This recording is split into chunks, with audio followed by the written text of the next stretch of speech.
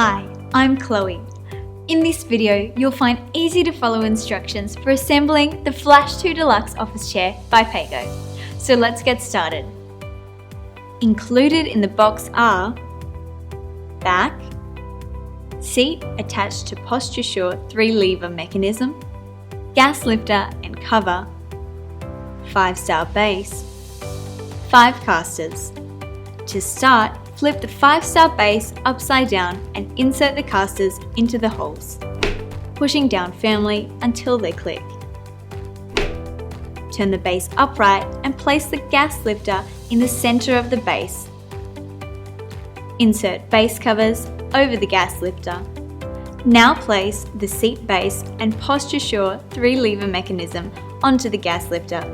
Then insert the back into the upright behind the seat.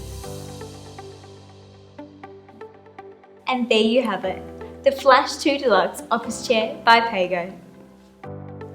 Thanks for watching and congratulations on a great new addition to your office.